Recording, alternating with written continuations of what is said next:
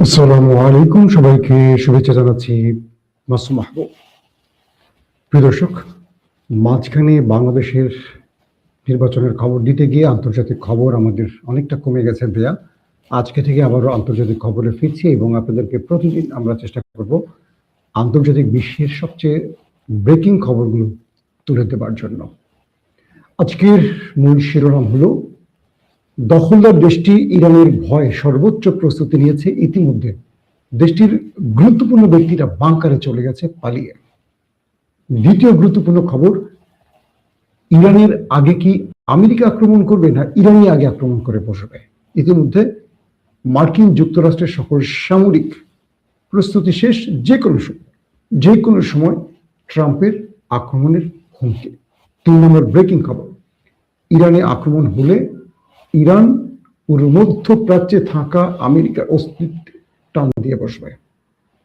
দর্শক, পাশাপাশি ব্রিটিশ সংবাদ মাধ্যম দাবি করেছে ইংল্যান্ড আমেরিকাকে যুদ্ধে তাদের ঘাঁটি ব্যবহার করতে দেবে না। চলেন সবগুলো খবর আপনাদের একটা একটা করে দেবার চেষ্টা করছি। আপনারা শুনতে এবং দেখতে পাচ্ছেন অবশ্যই, তাই তো? আমাকে একটু কমেন্ট করে জানাবেন। আমাকে এক দর্শক ফোন করেছে, আপনি বাংলাদেশের কোথায় থাকেন? যে আমি দেশে আসার পর আমার জায়গা এক জায়গায় না, কখনো ঢাকা, কখনো মানে বিভিন্ন শহরেই আমার থাকা হয়। ঘুরে ঘুরে আমি আপনাদের খবর দেওয়ার চেষ্টা করি। দর্শক, ইরান এবং আমেরিকার মধ্যে উত্তেজনা ক্রমান্বয়ে বাড়ছে। মাঝখান থেকে কিছুটা স্থিমিত হলেও আলোচনার নামে সেই স্থিমিত অবস্থাটা আবার উত্তপ্ত পরিবেশে চলে গেছে। বলা হচ্ছে ইরান যে কোনো সময় আক্রান্ত হতে পারে, আবার ইরান যে কোনো সময় আক্রমণ করতে পারে। আজকের ব্রেকিং খবর হচ্ছে যে দখলদার দেশটি মানে ইসরায়েল, তাদের সেনা প্রধান, বিমান বাহিনী প্রধান, তাদের নৌ প্রধান, তাদের গোয়েন্দা বাহিনী সিনবাদ প্রধান, তাদের গোয়েন্দা বাহিনী মোসাদ প্রধান এবং তাদের প্রেসিডেন্ট, প্রতিরক্ষা মন্ত্রী, ক্যাবিনেট সবাই বাংকারে লুকিয়েছে। অর্থাৎ পুরো রাষ্ট্রে যে কোনো সময় অর্থাৎ বুঝতে পারছেন যে এই গুরুত্বপূর্ণ ব্যক্তিরা মাটির নিচে বাংকারে চলে যাওয়ার অর্থ হলো যে কোনো সময় ইরান আক্রান্ত হতে পারে অথবা ইরান আক্রমণ করতে পারে। প্রশ্ন হলো, ইরান কি নিজ থেকে আগে আক্রমণ করবে? না, ইরান কখনোই নিজ থেকে আগে আক্রমণ করবে না। তবে ইরান আক্রান্ত হলে সঙ্গে সঙ্গে ইরান সেটার জবাব দেবে। তার মানে এই দখলদার দেশটির গুরুত্বপূর্ণ ব্যক্তিরা বাংকারে চলে যাওয়ার অর্থ হচ্ছে যে কোনো সময় ইরান আক্রান্ত হতে পারে। তো ইরান যদি আক্রান্ত হয় তার মানে আমরা ধরে নিতে পারি আজকালকের মধ্যে আক্রমণের একটা সম্ভাবনা আছে। পাশাপাশি ডোনাল্ড ট্রাম্প বলেছেন ইরানকে আরো 10 দিন সময় তিনি দিয়েছেন। এই 10 দিনের মধ্যে ইরান যদি আমেরিকার চুক্তিতে রাজি না হয় তাহলে আক্রমণ হবে। এখন প্রশ্ন করতে পারেন, ডোনাল্ড ট্রাম্প যদি ইরানকে 10 দিন সময় দিয়ে থাকে তাহলে আক্রমণের কথা কেন বলছেন? আপনারা এর আগেও দেখেছেন যে ইরানে হঠাৎ করে আলোচনার মধ্যেই দখলদার বাহিনী আক্রমণ করে বসেছিল। মনে আছে আপনাদের 12 দিনের যুদ্ধের কথা? সেখানে কিন্তু আলোচনা চলছিল আমেরিকার সাথে ইরানের, ধুম করে আক্রমণ করে বসছে। এবারও সেই রকমই একটি ধারণা করা হচ্ছে যে আমেরিকা আলোচনার নাম করে ইরানকে ভিন্ন দিকে নিয়ে যাবে, এই সময়টিতে তারা আক্রমণ করে বসবে। তাই দখলদার দেশটির ভেতরে সবাই বাংকারে চলে গেছে। ইতিমধ্যে তাদের সুপারস্টার স্টোরগুলো, তাদের বিভিন্ন শপ বন্ধ করে ফেলা হচ্ছে। খাদ্য সংকট তৈরি হয়ে গেছে। অধিকাংশ মানুষ চলে যাচ্ছে বাংকারে, খাদ্যটা নিয়ে নাকি বাংকারে চলে যাচ্ছে। তার মানে কখন আক্রমণটা হবে এটা তারা জানে, তাই তাদের নাগরিকদের বাংকারে নিয়ে যাচ্ছে, তারা নিজেরা বাংকারে চলে যাচ্ছে। মানে বাংকারে বসে থেকে তারা নিজেদেরকে রক্ষা করবে এমন একটি পরিকল্পনা থেকে তারা এই কাজটি করছে। যখন দখলদাররা আশ্রয় নিচ্ছে বাংকারে, তখন ইরান সর্বোচ্চ প্রস্তুতি নিয়ে বসে আছে। ইতিমধ্যে মার্কিন উপগ্রহ পিকচার বিশ্লেষণে এইটুকু বোঝা গেছে যে ইরান তারা দুটো শত্রুর বিরুদ্ধে লড়াইয়ের জন্য প্রস্তুতি নিয়ে রেখেছে। অর্থাৎ আমেরিকা তাদের যে উপগ্রহ সিস্টেম, স্যাটেলাইট সিস্টেম রয়েছে সেখান থেকে তারা যে পিকচার পেয়েছে, সেখান থেকে তারা যে বিশ্লেষণ করেছে, তারা দেখেছে যে ইরান তাদের পারমাণবিক প্রকল্পকে মাটির অনেক নিচে গোপন করে ফেলেছে, হিডেন করে ফেলেছে। মানে আক্রমণের আগে তারা ইরানের উপর বিশ্লেষণ করছিল স্যাটেলাইটের মাধ্যমে, এবং সেখানে তারা দেখলো যে ইরান তাদের যে পারমাণবিক বা ইউরেনিয়াম আছে, বা তারা পারমাণবিক প্রকল্পের জন্য যে প্রযুক্তি ব্যবহার করছে বা মূল্যবান যে মেশিন পত্রগুলো রয়েছে, এগুলোকে তারা গোপন করে ফেলছে এবং উপরে বড় করে তিরপাল দিয়ে ঢেকে দিচ্ছে।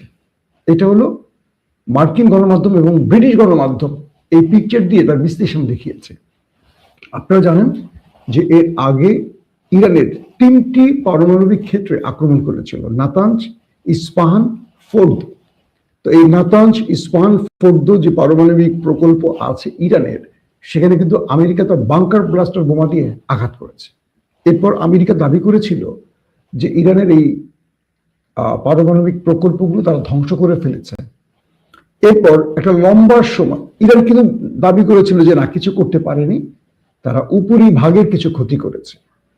তো বিশ্লেষকরা বলছিলেন যে ইরানের এই প্রযুক্তি, অর্থাৎ এই পারমাণবিক প্রকল্প, এটা মাটির উপরে না, এটা মাটির নিচে, 80 থেকে 90 মিটার মাটির নিচে।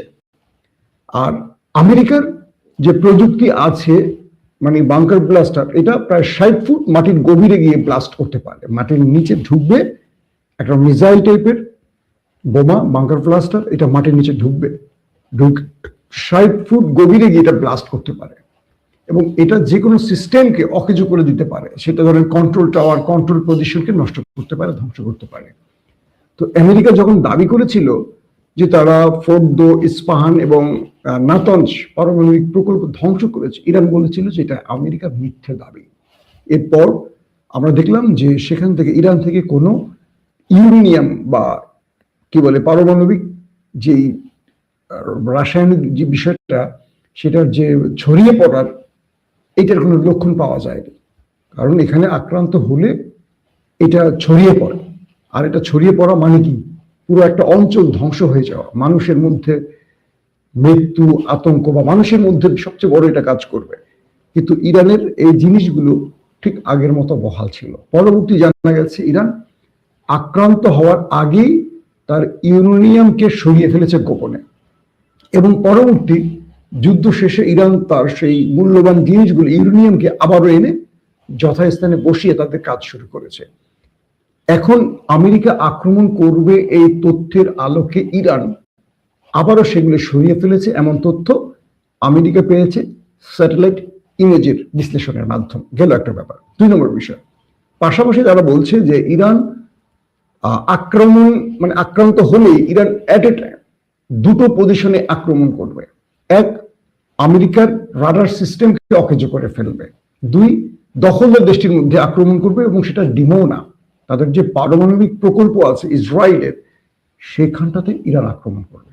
প্রথম 2টো তথ্য তারা শেয়ার করেছে। একটা হলো তাদের বিবিসি তথ্যের আলোকে, একটা হলো মার্কিন গণমাধ্যমের তথ্যের আলোকে। এরকম কয়েকটা তথ্যকে বিশ্লেষণ করে আমি আপনাকে বললাম যে তারা বলছে ইরান যদি আক্রান্ত হয়, তাদের টার্গেট হবে আমেরিকার রাডার সিস্টেম। আপনারা জানেন আমেরিকার এই রাডার সিস্টেমগুলো মধ্যপ্রাচ্যের কাতার, কুয়েত, সৌদি আরব, আরব আমিরাত সহ কয়েকটি দেশে অবস্থান করছে এই রাডার সিস্টেমগুলো। তো এই রাডার সিস্টেমের মাধ্যমে আমেরিকা ইরানে আক্রমণ করবে। তাদের কি বলে S-35 বলি, বা তাদের F-35 বলি, 16 বলি, বা তাদের আরো যে যুদ্ধ বিমানগুলো আছে, এগুলো এই রাডার সিস্টেম থেকে কন্ট্রোল হবে। এছাড়া কাতারে অবস্থিত আমেরিকার সবচেয়ে বৃহৎ যে সামরিক ঘাঁটি, সেখান থেকে তাদের যে কন্ট্রোল টাওয়ার, এটাও ইরানের টার্গেটে রয়েছে। এবং ইরানের হাই অফিসিয়ালরা, সামরিক ঊর্ধ্বতন কর্তৃপক্ষের দাবি অনুযায়ী তারা বলছেন ইরান আমেরিকা শুধু রাডার না, যেটা ইরানের খুব কাছে চলে এসছে, তাদের এয়ারক্রাফট ক্যারিয়ার আব্রাহাম লিঙ্কন, এটাকে তারা টার্গেট করবে। ইতিমধ্যে আব্রাহাম লিঙ্কনের 90টি যুদ্ধ বিমান রয়েছে, হাজার হাজার সেনা সদস্যরা রয়েছে। এখান থেকে তারা একটা পুরো যুদ্ধ করতে চাইছে ইরানের বিরুদ্ধে। সেই আলোকে ইরান তাদের সকল প্রস্তুতি সম্পন্ন করেছে। এখন আমেরিকা যেই সময়টি তাদেরকে দিয়েছে 10 দিনের, এই 10 দিন সময় দিলেও আমেরিকা উপসাগর অঞ্চলে এবং ইরান নাকের ডগাতে তাদের প্রচুর সেনা বৃদ্ধি করেছে। তাদের যুদ্ধ জাহাজ, তাদের যুদ্ধ বিমান, তাদের সব রকম তাদের নিউক্লিয়ার সাবমেরিন, তাদের এয়ারক্রাফট ক্যারিয়ার, তাদের আকাশ প্রতিরক্ষা সিস্টেম প্যাট্রিয়ট থার্ড সবকিছু মোতায়েন করেছে। তো এই মোতায়েনের কারণেই মনে করা হচ্ছে আজকালকের মধ্যেই হয়তো ইরানে আক্রমণ হতে পারে। আবার ট্রাম্প যদি তার কথা রাখেন, 10 দিন যে আলোচনার সময় দিয়েছেন, আর 10 দিনের জন্য সময় নিতেও পারে, কিন্তু পরিস্থিতি বলছে যে না, আমেরিকা সময় দিচ্ছে না, আমেরিকা যে কোনো সময় আক্রমণ করে বসতে পারে। আর ইরান তার প্রতিশোধ নেওয়ার জন্য, তার প্রতিঘাত ঠেকাবার জন্য প্রস্তুতি নিয়ে রেখেছে। এই অবস্থায় আরেকটি খবর পাওয়া গেছে, ব্রিটিশ গণমাধ্যম বিবিসি দাবি করেছে কিয়ার স্টারমার, ওদের যে প্রধানমন্ত্রী লন্ডনের, তিনি বলেছেন আমেরিকাকে ইরানের বিরুদ্ধে আক্রমণে লন্ডন তাদের মরিশাস বা আরো যে তাদের দ্বীপপুঞ্জগুলো আছে সেখানে যে ঘাঁটি আছে মার্কিন, এগুলো ব্যবহার করতে দেবে না। অর্থাৎ ব্রিটিশ গণমাধ্যমের বক্তব্য অনুসারে ইংল্যান্ড তারা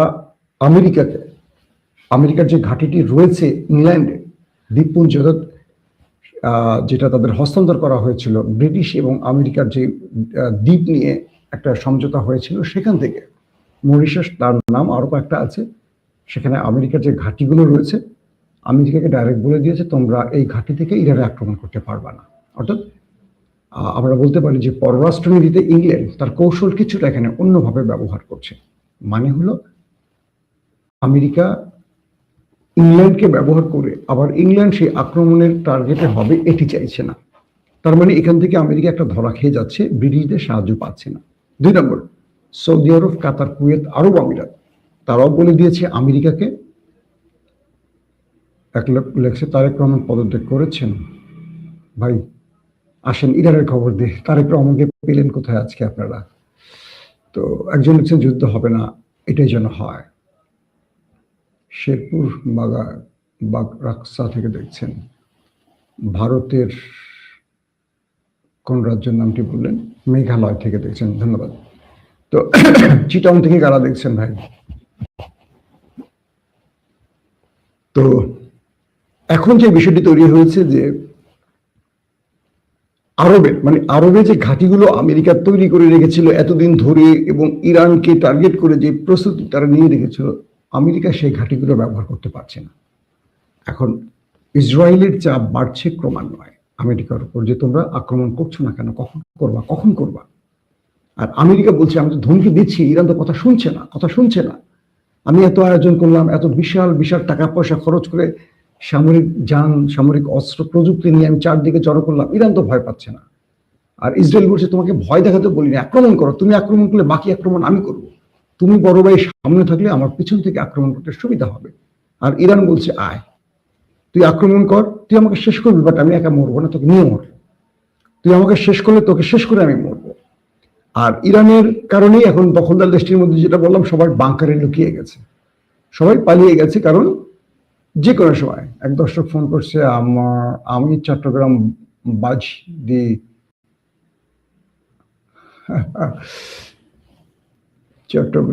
চট্টগ্রাম আমার প্রিয় শহর, আমার এত ভালো লাগে চট্টগ্রাম। আমি কিভাবে 22 দ্বীপ থেকে দেখছেন, 22 দ্বীপ না, হালি শহরে আছেন কে? মাইজপাড়া আছেন কারা? তারপরে আচ্ছা, এরপরে যে বিষয়টি তৈরি হয়েছে যে ইরানের বক্তব্য অনুসারে, ইরান আজকেও যে কথাটি বলেছে তাদের সামরিক গুরুত্বপূর্ণ ব্যক্তিরা, ইরান বলছে যে আমরা আর আত্মরক্ষায় কাজ করব না, আমরা এবার প্রতিশোধের জন্য যেটা করা লাগে সেটা করব। আমেরিকাকে উদ্দেশ্য করে বলেছে তোমরা আমাদেরকে যে চুক্তিগুলোর অফার করেছো, যে 10 দিনের মধ্যে আমাদের ইউরেনিয়াম সমৃদ্ধির বিষয়টি 5-6% নামায় আনতে হবে, এটা পসিবল না। তোমরা বলছো আমাদের ব্যালিস্টিক প্রোগ্রাম বন্ধ করতে হবে এবং এটা রেঞ্জ 300 কিলোমিটারের মধ্যে নিয়ে আসতে হবে। আমার শত্রু তো থাকে 2000 কিলোমিটার দূরে, আমার শত্রু তো আমার প্রতিবেশী মুসলিম দেশ না, আমার শত্রু হলো দখলদাররা, ও তো আমার থেকে থাকে 2000 কিলোমিটার দূরে। আমি তো 300 কিলোমিটারের মধ্যে আনতে পারবো না। ইরান ব্যালিস্টিক প্রোগ্রাম বন্ধ করবে না। ইউরেনিয়ামের বিষয়টি তারা বলছে যে আমরা শান্তিপূর্ণ এটা কর্মসূচি, এটা আমরা পারমাণবিক বোমা বানাচ্ছি না। তোমরা বারবারই আমাদের ঘাড়ে মিথ্যা অভিযোগ দিয়ে আক্রমণ করতে চাও কেন? এখন আমেরিকার উপর চলে গেছে গুটি, কারণ মিস্টার ট্রাম্প বলে দিয়েছেন 10 দিনের মধ্যে ইরান কথা না শুনলে আক্রমণ। আর ইরান বলছে তুমি আক্রমণ করো, তোমাকে আমি বেজ্জতি করে ছেড়ে দেব, তুমি কি করবা করো।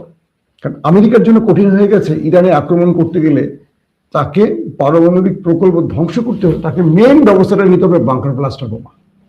এখন এর আগেও নাতানজ, ইস্পাহান, ফোর্দো, এখানে আমেরিকা তার বাংকার ব্লাস্টার ছুটছে, কাজ হয় নাই। আবার লাভ হয়েছে কি? কিছু লাভ হয় না। ইরান তার যে ইউরেনিয়াম, যেটাকে তারা এতদিন রেখে দিচ্ছে পারমাণবিক বোমা বা যে কোনো কাজের জন্য, সেটা আবার সরায় ফেলছে। এরা সরায় ধরেন ভিন্ন কোনো দেশে নিয়ে গেছে বা মাটির কোনো গভীরে নিয়ে তারা ঢুকিয়ে রাখছে। এখন আমেরিকার যে বাংকার ব্লাস্টার ঢুকতে পারে যতটুকু, তার চেয়ে গভীরে ইরানের জায়গা আছে। ইরান শুধু তাই না, ইরান মাটির নিচে শুধু না, পানির নিচে, ভূগর্ভস্থ যেটা পানির নিচেও তাদের মিসাইল স্টোরেজ তৈরি করে রাখছে। এবং তারা হরমুজ প্রণালী নিয়ে এখন টার্গেটে আছে। তারা বলছে আমরা আক্রান্ত হলে হরমুজ শেষ, হরমুজ বন্ধ, পুরো পৃথিবীর অর্থনীতি ভেঙে পড়বে যদি ইরান হরমুজে তেল আসা যাওয়া বন্ধ করে দেয়। এই যুদ্ধটা ইরান আমেরিকার মধ্যে থাকবে না, ইরান পুরো পৃথিবীতে ছড়িয়ে দেবে। এখন কি করবেন? একদিকে চীন, রাশিয়া চাইছে ইরানকে, বলতেছে যদি আক্রমণ করে তুমি আমার এই টেকনোলজি ব্যবহার করো, তুমি আমার এই টেকনোলজি ব্যবহার করো। বিষয়টা কি? ইসরায়েলের ক্ষেত্রে রাশিয়া চুপ থাকে, কিন্তু আমেরিকার ক্ষেত্রে চীন, রাশিয়া দুটোই মাঠে নামে, কারণ তাদের মূল শত্রু তো আমেরিকা। তো ইরানের হাতে রাশিয়া এবং চীন এমন কিছু জিনিস দিয়ে রাখছে যে দোস্ত, তোরে যদি আমেরিকা আক্রমণ করে তুই আমারই মিসাইলটা মারবি, এটা বলছে রাশিয়া। আর চীন বলছে দোস্ত তুই আমারটা মারবি, দেখি কোনটা ইফেক্টিভ, কোনটা দিয়ে আমরা রাশিয়া আমেরিকাকে বধ করতে পারি, কোনটা দিয়ে 35 খেতে পারি, কোনটা দিয়ে তাদের আইজেনহর খেতে পারি, কোনটা দিয়ে তাদের আব্রাহাম লিঙ্কন খেতে পারি, কোনটা দিয়ে তাদের কি বলে প্যাট্রিয়ট খেতে পারি। মানে তারাও পরীক্ষা চালাচ্ছে। ইতিমধ্যে ইরান কিন্তু একটি ক্ষেপণাস্ত্র পরীক্ষাও চালাইছে। তারা বলছে যে এটা আমরা পরীক্ষা চালাইছি কি বলে হরমুজ প্রণালীতে। আর আমেরিকা বলছে যে না, ওরা আমাদেরকে ভয় দেখাতে চাইছে। তার মানে ইরান থেমে নাই, ইরান তার খেলা দেখাচ্ছে একটার পর একটা। এখন মূল বিষয়টা হলো লড়াইটা কখন হবে। এই লড়াইটা ব্রেকিং সংবাদের শেষে হয়ে যেতে পারে, আবার 10 দিনের মধ্যে হইতে পারে, আবার নাও হইতে পারে। কিভাবে? আমেরিকার কাছে একটা বিষয় আছে, আমেরিকা বোঝার চেষ্টা করছে যে আমি এই লড়াইটা করে ইজ্জত নিয়ে ফিরতে পারবো কিনা। হ্যাঁ, ইরানে ব্যাপক ক্ষতি করবে, অজস্র মানুষ মারবে, মেরে তো লাভ নেই। রাশিয়ার মতো দেশ ইউক্রেনে আছে, কত বছর যুদ্ধ করছে, বিজয় পাইছে, বিনিময়ে তাদের লাখ লাখ সেনা মারা গেছে, তাদের পারমাণবিক প্রকল্পগুলোকে হিট করছে ইউক্রেন। প্রচুর মিত্ররা আধুনিক অস্ত্র পৌঁছে দেয়। ইরান আমেরিকার লড়াইটা তো ইরান আমেরিকা না, এটা হবে দখলদারদের সাথে লড়াইটা। ইরান শুধু সামনে আমেরিকা শুধু সাইনবোর্ড হিসাবে সামনে এসে দাঁড়াবে। কিন্তু রাশিয়া বলেন, কি বলে চীন বলেন, এরকম আরো উত্তর কোরিয়া বলেন, এরকম বহু দেশ গোপনে ইরানকে অনেক কিছু দেবে। এতে করে হবে কি, ইরানের মানুষ মারা যাবে, ইরান রাষ্ট্রটা একটা গোছানো পরিচ্ছন্ন রাষ্ট্র ধ্বংস হবে, কিন্তু আমেরিকা বিজয় নিয়ে ফিরতে পারবে না। এটা হলো মূল বিষয়। এই জন্য আমেরিকা চাচ্ছে এই যুদ্ধটা শুরু করতে হলে তাদের ঘরে লাভ আনতে হবে। তো যে বিশাল ডলার খরচ করবে তারা, এই ডলারে শুধু ইসরায়েলকে খুশি করলেই হবে না, ঘরে কিছু লাভ আনতে হবে। তারা যদি রেজিম চেঞ্জ ঘটাতে না পারে, তারা যদি ইরানের তেল লুট করতে না পারে, লাভটা কি? ইরানের তেল লুট করতে হলে সেখানে তাদের পুতুল সরকার বসাইতে হবে, যুদ্ধে জিততে হবে। এটা যদি না পারে, আর ইরান তো সেই রকম দেশ না, ইরান তো ইতিমধ্যে দেখিয়ে দিয়েছে দখলদার দেশটির মধ্যে 12 দিনের যুদ্ধে মোটামুটি সহায় ফেলছে নেতানিয়াহু বাহিনীকে। আবার কাতার থেকে আমেরিকা আল উদাইদ ঘাঁটি থেকে ইরানে যে আক্রমণ করেছিল, সেই আক্রমণের প্রতিশোধ হিসেবে সেই ঘাঁটিতেও ইরান আক্রমণ করে দেখাই দিচ্ছে। তো ইরান তো থেমে থাকবে না, এটা আমেরিকা বলছে। তাই এখন বিশ্ব অর্থনীতির একটা বড় ভয়ের জায়গা তৈরি হচ্ছে এই যুদ্ধ। আর বিশ্ব রাজনীতিবিদরা এনিহাও এই যুদ্ধটা বন্ধ করতে চাইছেন, কারণ এই সময় এই যুদ্ধটা শুধু মধ্যপ্রাচ্য নয়, পুরো পৃথিবীকে অস্থির করে ফেলবে। এখন দেখার বিষয় শেষ পর্যন্ত কি হয়। দর্শক, আবার বলছি, আমরা যুদ্ধ চাই না, আমরা শান্তির পক্ষে। আমরা চাই এই লড়াই, এই যুদ্ধ বন্ধ হোক, পৃথিবীতে শান্তি আসুক। প্রত্যেকে ভালো থাকবেন। আল্লাহ হাফেজ।